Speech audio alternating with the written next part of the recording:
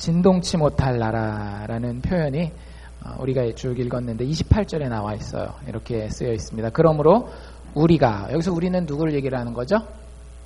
예수 믿는 사람들을 이야기를 하는 겁니다. 예수 믿는 사람들이 하나님 앞에 선물 받은 걸 이렇게 이야기를 하고 있습니다. 여러 가지 우리가 선물 받을 수 있겠지만 사실은 성경은 그런 것들에 큰 관심이 없어요. 성경이 유일하게 예수 믿는 사람에게 주고 싶은 관심은 무엇인가 하면 진동치 못할 나라를 받는 것입니다. 뭐 이렇게 뉴스들이 이렇게 보시면 세상에 별의별 일이 다 있죠. 엊그제 한국 목포에서 있었던 일입니다. 혹시 기억하세요? 목포에서 그 동영상으로 이렇게 뉴스에 나왔어요. 뉴스에 보니까 아마 차량 블랙박스에서 찍은 것 같아요. 요즘에는 한국 차들은 다 좋아가지고요. 블랙박스가 다 있어요. 그래서 사고 나면 딱 찍는데, 옛날에는 못 보던 그런 것들이 이제 블랙박스에 많이 찍히는데, 그 뉴스 화면에 보니까 교차로에서 삼거리 교차로였던 것 같아요. 이렇게 쭉 길이 있고 이제 차 타고 가는 사람 이쪽에서 이제 운전대 잡고 블랙박스로 찍었는데, 저 앞에가 우리 옛날에 축대라는 말 혹시 들어보신 적 있으세요? 지대가 이쪽은 높고 저쪽은 낮으면 그걸 처리하는 방법이 이렇게 길을 비스듬하게 까는 방법도 있지만 집을 지으려면 이렇게 비스듬하게 못 하잖아요. 그래서 어떻게 해요?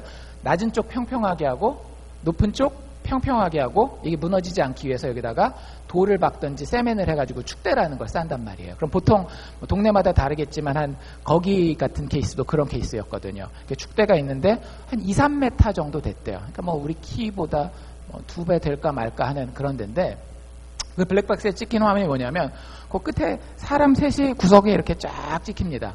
한 3명 정도가 나타나는데 갑자기 그 3명이 훅 사라져요. 왜 그랬을까요? 항상 축대 있는데 뭐가 있는가 하면 이렇게 난간 있잖아요. 난간이. 미국도 저희 뉴욕에 있을 때 그 중국 사람들이 하는 업 중에 하나가 뭐냐 하면 난간만 따로 만들어주는 사람들이 있어요. 왜냐하면 미국은 어때요? 법이 세기 때문에 수를 잘못 걸면 계단 올라가다가 떨어지면 자기가 넘어진 건데도 이거 핸드레일 안 해놨다고 막 몇십만 불, 몇백만 불 이렇게 차지를 하잖아요. 수 걸어가지고. 근데 그런 식으로 지방자치단체인지 어딘지 모르겠지만 이렇게 난간을 해놨는데 그분들이 기분 좋아서 그날 한잔 하셨던 거예요. 한잔 하시고 그래도 생각은 바로 한 거죠. 자기 차 안 가지고 가고 뭘 불렀는가 하면 대리운전, 미국식으로 얘기를 하자면 우버 택시 같은 걸 부른 겁니다. 그거 기다리면서 있다가 비틀비틀 나는 가만히 있는데 막 세상이 도시잖아요. 그러니까 그거를 좀 이렇게 어떻게 좀 버텨보려고 난간을 딱 잡고 기댔는데 그 순간 샥 뒤로 넘어간 거예요. 저희는 되게 우습다 재밌다 이렇게 얘기하지만 그래서 죽었어요. 그러니까 한 사람 죽고 한 사람 중상당하고 한 명은 떨어지지는 않았는데 막 팔로 이렇게 친구들을 잡았는데 그거 가지고 안 되는 거예요. 여러분들 그렇게 죽으리라고 자기 인생을 상상해 본 사람이 있을까요? 나는 어느 날 친구들이랑 술 한잔 마시고 난간에 잘못 기댔다가 떨어지는 것도 2, 3m밖에 안 되는데요. 잘못 떨어졌겠죠. 목 있는 데를 떨어졌거나 이런 식으로. 잘못 떨어져가지고 그렇게 죽을 수도 있어라고 여러분들 인생을 생각하고 살아가십니까? 아무도 그런 사람은 없어요. 아무도. 그렇게 죽은 당사자도 아마 자기가 그렇게 죽으리라고는 전혀 평생이 진짜 요만한 가능성도 생각해 보지 않았을 겁니다. 왜 죽었어요 근데? 믿지 말아야 될 걸 믿어버린 거죠. 그 난간이 이 사람의 생각에는, 그 사람들의 생각에는 우리도 사실은 똑같은 생각을 가지고 있어요. 이 난간은 내가 흔들리지 않게 기댈 수 있는 존재라고 생각했었던 거예요. 한 번도 그것에 대해서 의심해 보지 않았고 그런 일이 나에게 생기리라고는 상상조차 할 수 없었습니다. 그런데 그런 일은 일어나요. 그거는 하나의 예잖아요. 그렇죠? 얼마나 엉뚱한 일로 사람들이 본인들이 생각하지 못했던 데에서 인생을 마감하는지, 때로는 그것이 나이에도 상관없이 찾아오잖아요. 저희도 있다 보면 아이고 20대인데 30대 초반밖에 안 됐는데 10대인데 벌써 인생을 마무리했다 이런 얘기를 간혹 들으시잖아요. 남의 얘기니까 우리가 혀를 이렇게 차긴 하지만 정말 가까운 사람이 그 인생을 봤을 때 얼마나 갑작스러운 마지막이겠습니까? 마치 인생이 그 난간에 기대는 것과 똑같습니다.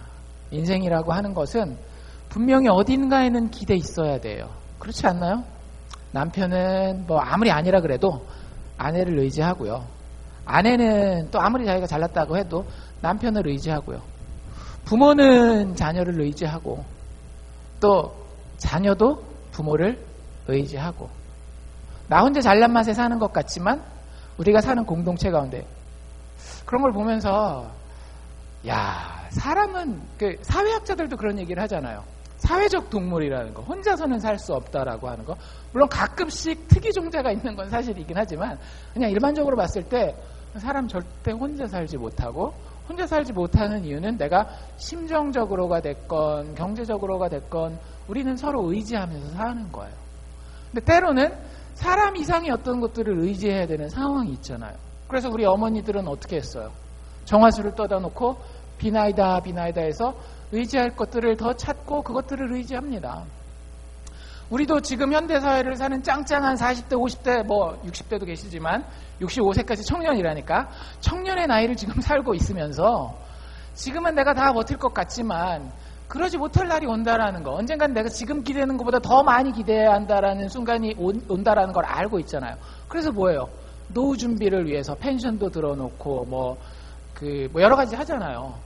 그리고 이것저것 잘 안 될 것 같으면 애나 잘 키워가지고 이 녀석이 나한테 용돈 몇백 불씩이라도 좀 보연해 줬으면 좋겠다라는 그런 생각을 가지고 있단 말이죠. 나쁘다라는 게 아니라 자연스러운 일이라고 하는 거예요. 문제는 과연 내가 가지고 있는 이 난간이, 내가 가지고 있는 이 기초가 얼마나 흔들어 봤을 때 흔들리지 않는 것인가에 대한 거예요. 오늘 여기 보면 흔든다라는 표현이 참 많이 나왔거든요. 영어로 shake라고 하는 표현인데 참 많이 나오는데 우리는 어딘가에 분명히 서 있습니다. 그런데 과연 내가 서 있는 그곳이 내가 서 있어도 좋을 만큼, 내가 기대도 좋을 만큼 안전한 곳인가에 대한 질문은 반드시 해봐야 된다라고 하는 거예요. 18절과 22절에 두 번 반복해서 나오는 표현이 있는데 이런 표현이에요. 너희의 이른 곳은, 너희가 도착한 곳은 이라는 표현을 쓰고 있는데 우리가 도착한다라고 하는 단어는 보통 이제 지리적으로 내가 어딘가 이렇게 도착했을 때, 이동해서 딱 도착했을 때 쓰지만 여기서 이 도착한다라고 하는 표현은 조금 더 뭐라 그래야 될까? 영적이고 마음에 관련된, 인생에 관련된 좀 더 그런 상징적인 의미를 담고 있어요. 여기서 우리가 이른 곳이라고 하는 것은 마침내 내가 기댈 곳을 찾은 거예요. 내가 이렇게 인생을 살면 되겠다라고 하는 조금 어려운 단어를 쓴다면 패러다임이라는 말을 쓰거든요. 그래서 내가 이제 마침내 가지게 된 패러다임이 있다라고 하는 거예요. 인생은 요렇게 하면 돼 라고 하는 내가 의지할 수 있는 패러다임이 생긴 것, 그것을 오늘 히브리서 저자는 너희가 도착한 곳 있잖아, 너희가 모든 것을 판단하고 거기 딱 기대고 서 있는 그곳이 어떤 곳인지 좀 살펴봐, 이렇게 얘기를 하는 거예요. 두 가지로 나누죠. 첫 번째 18절에서는 뭐라 그런가 하면 너희가 이른 곳은 어디가 아니다 라고 얘기를 해요. 18절에 너희의 이른 곳은 돼 있고 19절 맨 뒤에 보면은 아니하시기를 거기가 나팔 소리와 말하는 소리가 아니라라는 표현이 나와요. 그래서 예수 믿는 사람이 여기에 도착하지 않아야 된다라고 얘기를 합니다. 즉 아까 우리가 처음에 썼던 표현대로라고 한다면 진동할 나라라는 것이 존재한다라고 하는 거예요. 여러분들 인생을 살아가면서 나는 진동하지 않을 것 같지만 진동하는 나라에 이르는 경우가 있다라고 하는 거예요. 너희가 이런 곳을 뭐라고 표현하고 있는가 하면 만질만한 곳에 도착했다라고 얘기를 하는 거죠. 아주 영어 단어로 plausible, tangible, 이게 될 것 같은 그런 곳에 도착하는 거예요. 두 번째, 불 붙은 산에 도착했대요. 근데 여기서부터 조금 이상합니다. 산에 막 불이 붙어 있는 거예요. 불 구경 멀리서 할 때는 괜찮지만 가까이 갔을 때 쉽지 않은 상황이거든요. 그 다음에 흑운과 구름이 까맣게 껴있는 거예요. 또 흑암과 해 자체가 안 떠 있는 겁니다. 보이지가 않는 거예요. 또 거기에 막 폭풍이 막 불어요. 그 다음에 나팔소리는 언제 나는 거예요? 비상상황, 전쟁시 나는 그런 소리들이잖아요. 막 그런 것들, 그리고 하늘에서 막 음성이 들리는데 야 너희들! 막 이런 막 아주 무서운 소리가 들리는 겁니다. 여러분 이게 성경에 나오는 사건을 묘사하는 거예요. 어디 나오는 건지 혹시 아세요? 출애굽기에 나오는 모습을 그대로 묘사한 겁니다. 출애굽기에서 이스라엘 백성들이 400년 동안 애굽에서 종살이 하다가 출애굽하잖아요. 탈출하잖아요. 탈출해서 광야 40년을 하는데 그 첫 2년을 살고 난 다음에 하나님 이스라엘 백성들을 불러요. 어디로 부르죠? 산으로 부르는데 마운트 피네클 말고 시내산으로 딱 부르십니다. 근데 시내산에 도착했을 때 이스라엘 백성들이 본 게 이거예요. 아주 가까이 갔는데 도저히 더 이상 가까이 갈 수가 없어요. 그 다음에 여기 그 들리는 소리가 있다라고 얘기했죠. 말하는 소리. 그 말하는 소리에서 뭐라고 얘기를 했는가 하면 너희는 너희를 뭐 여러 가지 구체적인 명령이 있지만 간단하게 요약한다면 너희는 너희를 지극히 깨끗이 하여서 나에게 나올지냐 이런 얘기를 해요. 깨끗이 안 하고 나에게 다가오면 너희에게 어떤 일이 생길지 모른다라고 하나님이 얘기를 하셔요. 그러면서 뭐라고 얘기를 하는가 하면 20절에 나오는 이 표현을 하나님이 이스라엘 백성들에게 얘기를 하는 거예요. 만약에 짐승들, 여러분들 짐승들이 뭘 알겠어요? 하나님을 알겠어요? 예배를 알겠어요? 영적인 세계를 알겠어요? 짐승들이라 할지라도 그럼에도 불구하고 하나님의 산인 신의 산에 거룩하지 못하고 깨끗하지 못하고 정말로 정직하지 않은 모습으로 그 산 앞에 나왔을 때에 어떻게 하라고 얘기를 하는가 하면 하나님이 돌로 쳐 죽이라고 얘기를 해요. 그 얘기를 딱 들었는데 그 신의 산 앞에 선 이스라엘 백성들의 마음이 다 막 어떻게 할 수 없을 정도로 벌벌 떨리는 거예요. 막 어린 물 흘러내리듯이 좌르르 다 녹아내리는 겁니다. 여러분 그 당시에 이스라엘 백성들은 참 괜찮은 자부심을 가진 사람들이었어요. 일단 그 당대의 가장 큰 정치 세력이 누구였어요? 그 당대 세계사에서 애굽이었거든요. 이집트였어요. 피라미드를 진짜 현대 건축 기술로도 짓기 힘들 정도의 힘을 완전 그 무력에 의해서만 만든 거 아니에요. 노예들 써가지고. 그러니까 그 힘을 가진 이집트와 겨뤄서 이긴 나라는 그 당대에 없었습니다. 유일하게 누가 이긴 거예요? 이 정말로 그 나라의 노예로 있던 이스라엘 백성들이 그걸 이긴 거예요. 얼마나 자부심이 대단하겠어요. 물론 하나님의 도움을 좀 받긴 했지만 그들 마음 가운데는 해냈어! 이런 성취감이 있단 말이죠. 영적으로는 또 어때요? 그들이 광야에서 생활할 때에 정말 먹을 것 하나 없으니까 하나님 뭘로 먹이셔요? 만나와 메추라기로 먹이신단 말이에요. 영적으로도 하나님의 축복 가운데 있는 아주 괜찮은, 내가 뭐 완벽하진 않더라도 하나님 앞에 하나님의 축복을 받을 정도는 내가 되지 않나, 이런 영적인 프라이드를 가질 수 있는 그런 상태에 있었다라고 하는 거예요. 근데 그 사람들이 막상 자신들을 전쟁에서 승리하게 해주시고 자신들을 매일매일 먹이시는 하나님을 신의 산에서 만나려고 할 때 어떻게 됐다라고요? 벌벌 떨리는, 진동될 수밖에 없는 그 상황 가운데 이르렀다라고 하는 겁니다. 여러분들 우리가 섬기는 하나님 그런 하나님이에요. 쉽게 생각해서는 절대 안 되는 겁니다. 내가 영어 단어로 manipulate라고 하는 단어가 있거든요. 살짝 이렇게 요리조리 구슬러 가지고 만들어 먹을 수 있는 그런 존재가 절대 아니에요. 하나님의 기준은 너무나 높습니다. 그냥 나의 단순한 성취와 나의 단순한 도덕적인 깨끗함과 나의 사람들을 향한 혹은 교회 공동체를 향한 헌신이 하나님 앞에 나를 깨끗하고 든든하게 흔들리지 않도록 세울 수가 없어요.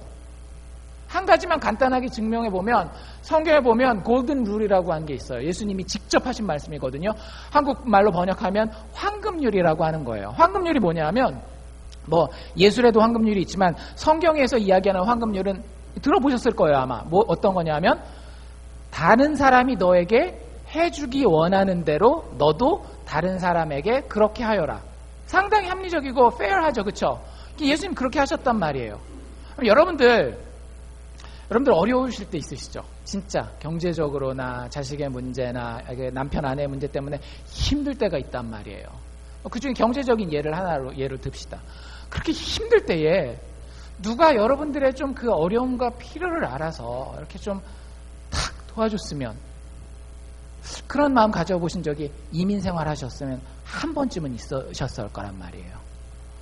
그때 만약에 자기 친척인데 자기 상황이 그런 거 뻔히 아는데도 안 도와줬다라고 보세요. 아무리 자기 형제 자매지만 여러분들 어떤 마음이 들어요? 만약에 경험을 혹시 해보셨다라고 한다면.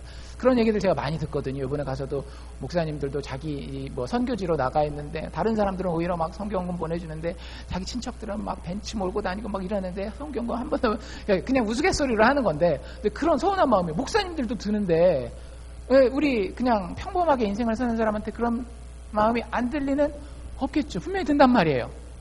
근데 황금률은 어떻게 되는 거냐면 그래서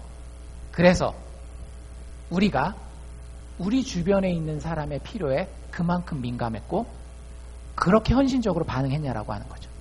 내가 다른 사람은 몰라도 최소한 내 가족이 그런 처지에 내가 있는 걸 알면 내 가족이 좀 도와줬으면 하는 그 정도의 민감함을 가지고 그 정도의 헌신함을 가지고 내가 늘 다른 사람들에게 민감함으로 다가가서 그 사람들의 필요를 알아채리고 그 사람들의 필요를 내가 먹고 사는 거는 그래도 해결되니까 좀 불편하지만 이런 부분은 해결해줘야지라는 그런 마음을 가지고 그 사람들을 대했냐라고 하는 거죠. 그걸 못하는 것을 예수님은 죄라고 얘기를 하는 거예요. 하나님 그걸 죄라고 얘기를 하는 거예요. 그런 하나님 앞에 서면 내가 도덕적으로 맨날 좀 도네이션도 좀 하고 뭐 다른 사람 어렵다 그러면 좀 찾아가 보기도 하고 이런 것들이 하나님 앞에서 내어놓을 수 있는 건덕지가 못 되는 거예요.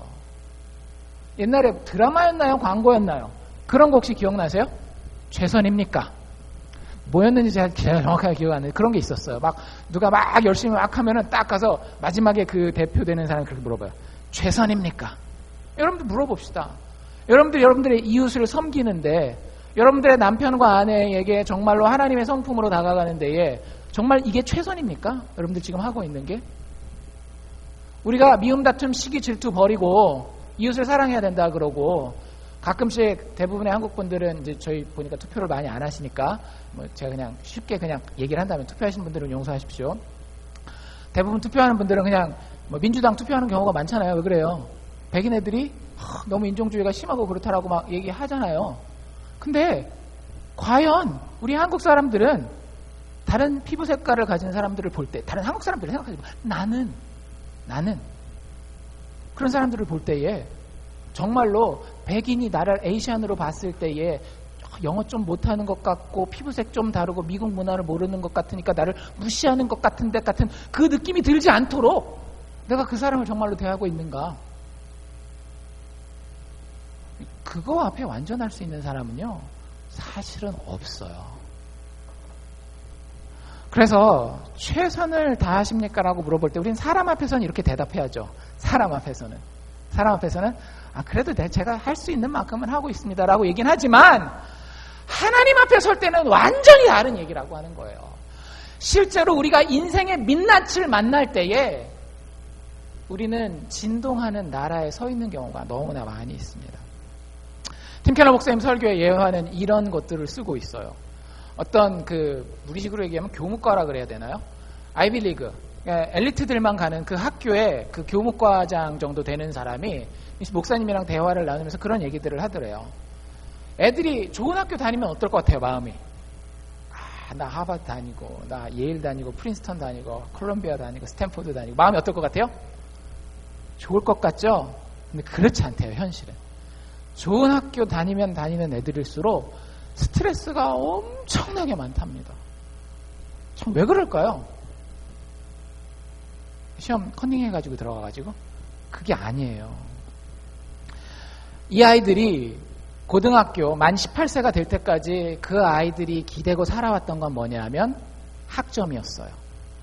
내가 A만 받아 놓으면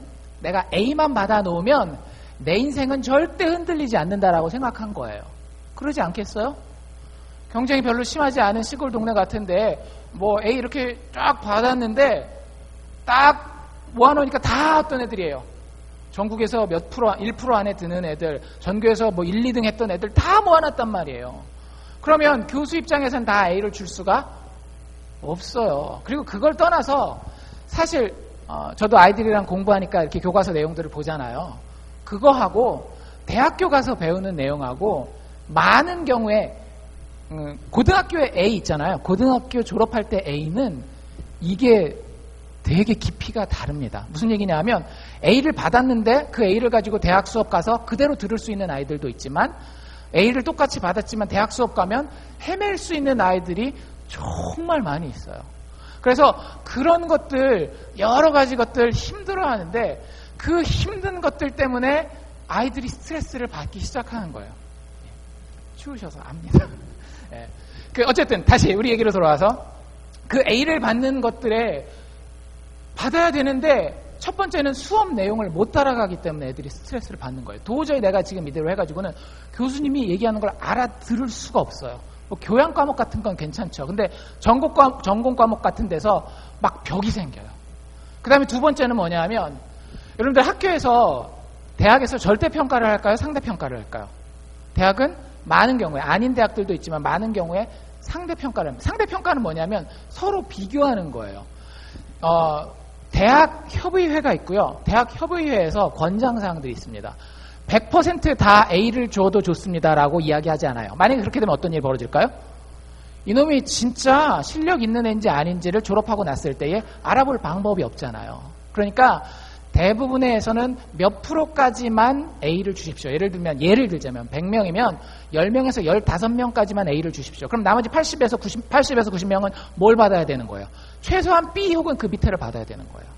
그러니까 그런 일들을 아이비리그나 좋은 대학교에 간 애들이 받아들일 수가 없는 거예요. 왜? 자기는 한 번도 그게 무너지리라고 하는, 이 A라고 하는 난간이 무너지리라고 하는 상상을 못 해보는 거거든요. 근데 막상 올라갔는데 첫 해부터 이 난간이 벌썩 넘어지는 거예요. 여러분들 그럴 때 받는 스트레스는 엄청납니다.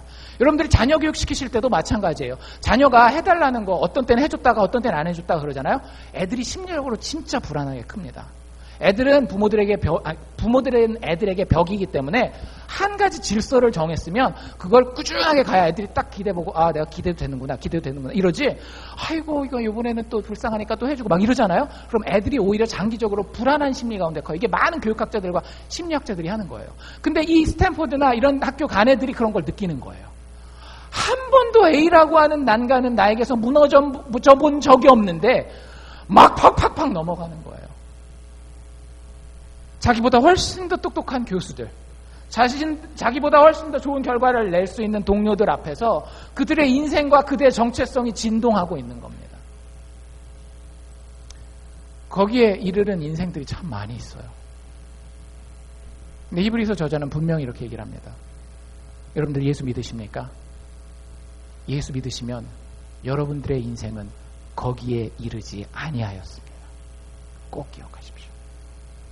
우리가 이른 곳은 어디예요? 22절에 보면 그러나 이게 아니 반대가 딱 나오잖아요. 그러나 너희가 이른 곳은 어디래요? 시온산과 살아계신 하나님의 도성인 하늘의 예루살렘과 천만 천사와 하늘에 기록한 장자들의 총회와 교회와 만민의 심판자이신 하나님과 및 온전케 된 의인들의 영들과 새 언약의 중보이신 예수와 및 아벨의 피보다 더 낫게 말하는 피 뿌린 핀이라. 이게 우리가 도착한 곳이래요. 조금 그림을 그리기가 어려우시면 제가 간단하게 그림을 그려드릴게요. 여러분들 성경에는 두 도시의 이야기가 나옵니다. 물론 유명한 소설 두 도시 이야기도 있지만 어거스틴이라고 하는 유명한 신학자가 쓴 것처럼 하나님의 도성과 사람의 도성, 즉 하나님의 도시와 하나님의 도시가 성경에는 분명하게 묘사되어 있어요. 방금 전에 저희가 얘기했던 진동하는 나라 있잖아요. 그 진동하는 나라가 사람의, 세상의 도성이에요. 그런데 하나님의 나라는 그것과는 다릅니다. 하나님의 나라는 일단 결론부터가 어떤 건가 하면 절대 흔들리지 않아요. 내가 A를 받건 B를 받건 심지어 C, D를 받거나 학교에서 F를 여러 개 받아가지고 쫓아놔도 예수 믿는 사람의 나라, 즉 하나님의 도성은 절대 흔들리지 않아요.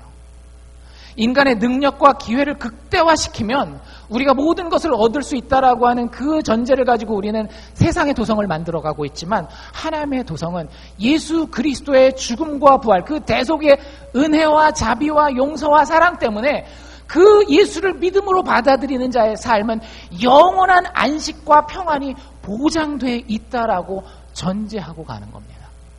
그러니까 흔들릴 수가 없는 거죠. 여러분들 예수님이 역사 가운데서 이 땅에 사람의 몸을 입고 오시고 우리를 위해서 죽으시고 다시 살아나셨다라고 하는 사실이 바뀔 수가 있어요, 없어요? 바뀔 수가 없어요. 거기에다가 내 기초를 두고 그걸 내 난간 삼고 붙잡고 있는 사람은 절대 넘어지지 않는 겁니다. 바뀌지 않는 사실인데 내가 그만큼 사랑받는 그만큼 존귀한 존재인데 내가 A를 받건 B를 받건 사업을 해서 사업을 하나를 하건 두 개를 하건 세 개를 하건 아니면 다 말아먹건 그게 무슨 상관이에요. 하나님이 나를 죽기까지 사랑하시는데 그 영원한 존귀함이 내 것 되는 겁니다. 그 다음에 여기 보면 재밌는 표현이 있는데 첫째가 아니신 분들은 조금 기분 나빠하실 수도 있는 표현이에요. 여기 어떤 표현이 나와 있었어요? 장자들의 총회. 장자들이 첫째란 얘기거든요. 그러니까 첫째 아들들, 첫째 딸들은 역시 천국에 가면 장자들이 참 좋은 건가 보다 뭐 이렇게 생각할 수 있는데 그런 건 아니라는 거 아시죠? 예수 믿는 거는 첫째가 됐건 막내가 됐건 상관이 없어요. 장자들의 총회는 뭘 얘기를 하는 건가 하면은요. 이 당시에 그리스 로마 문화에서 장자들, 첫 번째 아들들은 특권을 가진 자들이에요. 그 사람들의 신분이 보장되어 있는 사람들입니다. 다른 둘째, 셋째, 넷째 그리고 딸들은 자기가 독립해서 나갈 때 어떻게 될지 몰라요. 자기 신분이 어떻게 될지 몰라요. 자기의 경제적인 형편이 어떻게 될지 몰라요. 그런데 그 가족 내에서 그 가족의 이름을 이어가기 때문에 모든 것이 보장되어 있는 그 당대 사회 구조상의 장자의 신분은 모든 것이 보장되어 있는 사람입니다. 흔들리지 않아요. 자기가 여행 갔다 와서 그지가 돼가지고 돌아왔어요. 흔들릴까요? 안 흔들릴까요? 안 흔들려요. 여전히 아버지의 가업은 누구 거예요? 내 거예요. 그래서 흔들리지 않는 보장된 정체성을 가진 자들이 장자들의 총회입니다. 우리가 이런 곳이 거기라는 거예요. 우리와 함께 그 특권을 누리는 사람들이 같이 예수 믿는 믿음의 형제자매들이라고 하는 거예요. 이 그림이 얼마나 멋있는 그림인가 하면 이렇게 얘기하면 여러분들 이론이 있을 수 있겠지만 그래도 어떤 측면에 있어서 예수 믿는 건 참 쉬운 겁니다. 무슨 얘기냐면 제가 이 히브리서 12장 설교를 아주 감명 깊게 들은 적이 있어요. 일산에 있을 때 베델교회라는 곳에서 그 목사님 설교를 하는데 이걸 그림으로 이렇게 묘사해서 설명을 하는데 마라톤 이렇게 뛰잖아요. 마라톤 뛰면 어떨 것 같아요? 뛰어보신 분들은 혹시 아시겠지만 힘들어요. 여기서 이것만 몇 바퀴 돌아도요. 주차장만 몇 바퀴 돌아도 헥헥거립니다. 근데 42.19km를 뛰는 거니까 40km면은 우리가 어른 걸음으로 그냥 걸으면 1시간에 4km 간다라는 거잖아요. 10시간 갈 거리를 얼마 만에 들어오는 거예요? 2시간 만에 돌아오는 거예요. 그러니까 얼마나 힘들겠어요. 근데 이 사람들이 가장 보람을 느끼는 곳이 어딜까요? 코스를 도로로 쭉 나갑니다. 스테디움에서 딱 출발해가지고 도로를 나서 한국 같은 경우는 옛날에 88 그 강변북로하고 88도로 있잖아요. 한강 거기를 딱 타고 쫙 뛰어갔다 돌아올 때는 막 힘들어요. 어쩌다 오르막길이라도 나오면 진짜 죽을 것 같아요. 근데 이 마라톤을 뛰는 사람들이 가장 즐겁고 영광스러운 때가 언젠가 하면 마지막에 그 스테디움으로 딱 들어오면 그 올림픽 중계 같은 데 보세요. 카메라가 바뀌잖아요. 카메라가 딱 바뀌면 어때요? 와! 해가지고 첫 번째 들어오는 사람에게 만약에 그 한국 사람이 먼저 들어온다 그러면 한국 관객이면 막 박수치고 그러잖아요. 그러면 그때부터는 없던 힘도 생기는 거예요. 몇 바퀴만 돌면 돼요. 한 2바퀴 정도만 돌면 되거든요. 막 전력 질주를 합니다. 그게 사람들이 나를 봐주고 있고 그 가운데 그 격려가 진짜 심리적인 힘만 되는 게 아니라 내 육체적인 힘까지 영향을 미치는 거예요. 우리가 지금 예수 믿는 인생을 산다라고 하는 게 바로 그런 거라고 하는 거예요. 여러분들 우리 12장 1절에 보면 뭐라 그랬어요? 구름같이 허다한 증인들이 이미 우리에게 있다라고 얘기를 했어요. 이 믿음의 길을 예수 믿고 영원한 하나님의 특권과 축복을 누리는 이 길을 살았고 뛰었던 사람들이 있어요. 그 사람들이 근데 지금은 어디 있는 거예요? 그 스테디움 관중석에 쫙 돌이켜 있어서 여러분 한 분 한 분이 스테디움에 들어올 때마다 박수치고 격려하면서 조금만 더 뛰어. 네 인생이 10년 남았는지 20년 남았는지 60년 남았는지 그건 모르겠지만 조금만 열심히 뛰어. 조금만 뛰면 결승선이 있고 너의 머리에 면류관이 쓰여질 거야. 여러분 이게 예수 믿는 거예요. 예수 믿지 않는 사람들도 똑같이 뜁니다. 근데 어디서 뛸까요? 다람쥐 쳇바퀴 안에서 뛰는 거예요. 뛰기는 열심히 뛰어요. 근데 아무데도 안 가요. 결승점도 없어요. 마지막에 내가 기댈 수 있는 난간이 아무것도 없는 거예요. 여러분들 예수 믿는 사람은 바로 그 나라를 소유한 사람들입니다. 여러분들 어떤 나라를 소유하셨습니까? 그리고 어떻게 그 나라를 소유하시렵니까? 그냥 교회 왔다 갔다 하면 절대 그렇지 않아요. 여러분들 하나님과의 인격적인 관계가 있으셔야 됩니다. 예수 그리스도가 나와 대화를 나눌 수 있는 대상이어야 해요. 나 예수랑 친하지도 않고 예수 잘 알지도 못하는데 천국은 대충 해주겠지. 여러분들 아까 하나님이 얼마나 두려운 분인지 제가 말씀드렸잖아요. 그 하나님과 매일매일 대화를 나누십니까? 그 하나님 앞에 매일매일 무릎 꿇고 엎드려서 그분의 자비 앞에 나의 인생을 드리고 계십니까? 그런데 내가 거기에 도저히 자격이 되지 않기 때문에 예수 앞에 나가시냐라고 하는 거예요. 우리가 나간 곳을 표현한 것 중에 이런 표현이 나와 있어요. 너희가 이른 곳은 23절 중간에 보면 심판자이신 하나님 앞에 나아갔다라고 하는 거예요. 여러분들 예수 믿는 사람들도 똑같이 두렵고 떨리는 그 하나님의 앞에 나간다라고 하는 것은 똑같아요. 그런데 뭐가 다른가 하면 그 심판자이신 하나님 앞에 나아가는데 그 하나님과 및 뭐라고 나와 있는가 하면 온전케 된 의인들의 영으로서 나아간다라고 하는 거예요. 그 심판자 앞에 두렵지 않게 된다라고 하는 거죠. 그 이유가 뭐냐? 24절에 새 언약의 중보이신 예수와 및 그분의 뿌린 피, 아벨의 피가 귀하다라고 이스라엘 전통에서 이야기를 하는데 그 피보다도 훨씬 귀중한 예수 그리스도의 그 뿌린 피가 우리 것 되었을 때에 마침내 우리는 흔들리지 않는 난간을 소유하게 된다라고 하는 거예요. 여러분들, 하나님은 우리의 인생을 흔드십니다. 꼭 알고 계십시오. 하나님 뭐라고 표현하고 있어요? 우리 하나님은 소멸하는 불이라고 이야기하고 있어요. 28절엔 뭐라고 얘기를 하고 있어요? 우리가 진동치 못할 나라를 받았은즉 은혜를 받자. 하나님 앞에 경건함과 두려움으로 나가자. 하나님은 우리가 경홀히 여길 수 없는 완전한 심판자세요. 그리고 우리의 것들이 흔들어서 흔들리는 것인지 안 흔들리는 것인지를 실제 시험을 해보십니다. 마치 금세공하는 사람들이 어떻게 해요? 금을 불에 연단하듯이. 금이 아닌 것들은 어떻게 돼요? 다 타서 녹아서 없어져요. 오로지 남는 건 뭐예요? 정금 하나만 남는 거예요. 여러분들에게 뭐가 남으시겠습니까? 하나님 앞에 설 때에. 그거 가지라고 하는 거예요. 하나님이 흔들 때에 흔들리지 않는 거. 여러분들 건강하세요? 뭐 이렇게 얘기하면 좀 서운하실지 모르겠지만 하나님 우리 건강 흔드시잖아요? 한 방에 가요. 저도 나이를 얼마 먹지 않았지만 한 방에 간 부분들이 있습니다. 회복이 안 되더라고요. 우리 몸만 그런가요? 여러 가지 측면에서 내가 좋은 것이긴 하지만 의지해서는 무슨 차이인지 아시겠죠? 좋지만 의지하지 말아야 될 것들이 우리의 인생에는 널려 있어요. 하나님 그거 흔드시겠다라는 거예요. 이유가 뭐냐 하면 우리를 정금과 같이 나오게 하기 위해서. 그걸 이루신 방법이 참 신묘막측해요. 예수 그리스도께서 십자가에 죽으실 때 어떤 일이 벌어졌는지 기억나세요? 하늘이 어두워지고 그거 말고 또 뭐가 있어요?